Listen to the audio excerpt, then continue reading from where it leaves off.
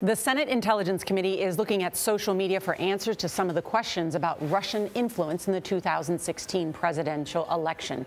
This follows Facebook's revelation that it found about 3,000 ads containing messages about divisive issues. Those ads were linked to about 470 inauthentic accounts and to Russian trolls. The New York Times Magazine cover story this weekend is RT, Sputnik, and Russia's new theory of war, how the Kremlin built one of the most powerful information weapons of the 21st century and why it may be impossible to stop. It explores how Russia uses its international cable network, RT, its Kremlin-run radio network, Sputnik News, and social media platforms to spread information to enhance political agendas.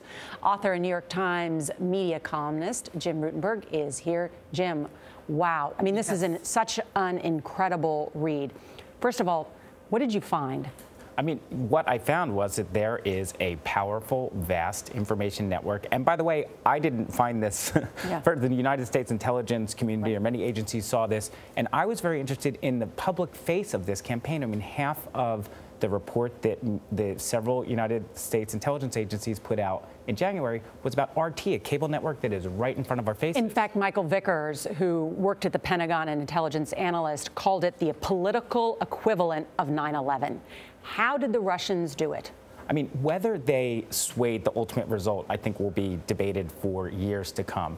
But what definitely was going on was that the Russian media plus pro-Russian internet activity was mixing it up in our political debate in a major way. That we know. And that's kind of unprecedented in my lifetime covering politics. And just worth reminding everybody that Russian media is largely controlled by the government. State-run. And we heard C-SPAN and Charlie Rose the other day that no, there's nothing to this Russian hacking. It's all a big farce. It's all, people don't really understand. Do you think the American people really understand how serious and how big this is? I really don't think we do. I mean, investigations are ongoing. The web, we're only starting to understand the way that all these pieces fit together in the web in general. I mean, beyond just this Russia story we're talking about. So I think that we need to know a lot more before we say dismiss this. What's their end goal, Jim? What is it?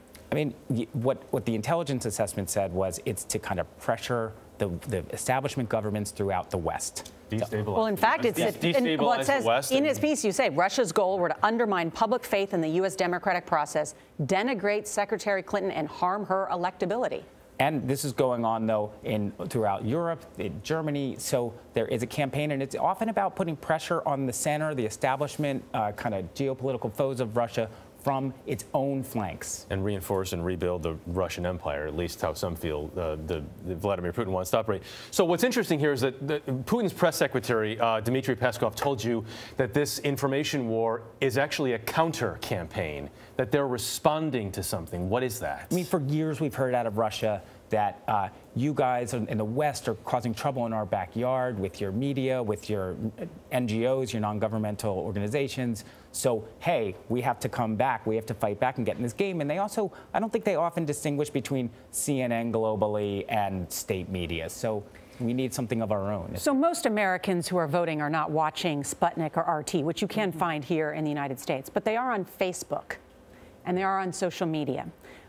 We've heard Hillary Clinton in an interview just last night blaming Facebook in many ways for being in some ways, my word is complicit. I'm saying she didn't use the word complicit, but she's suggesting that they are complicit. What role does Facebook play in this? I think Facebook realizes this now. Facebook has got to tell us a lot more about what it knows. It has to keep finding out and disclosing. If you were interacting with content that we now know is identified as pro-Russian or Russian kind of information, don't you deserve to know that as a Facebook user? I mean, hopefully they'll get to a point where they can tell their users, hey, that person was a fraud or that account was a fraud. Because they can be really specific in who they target. They can target female voters between 25 and 34 in Ohio, who are single. I mean, that's the Facebook targeting can be scary. I mean, let's face it, none of this works without a robust new social media world. Like, this is all new, and that enables this to happen. RT on its own, I don't think would get half of the intelligence dossier. Jim Rutenberg, thank you very much. It's a great read, great reporting. We should mention we did reach out to RT and Sputnik. We have not heard back yet.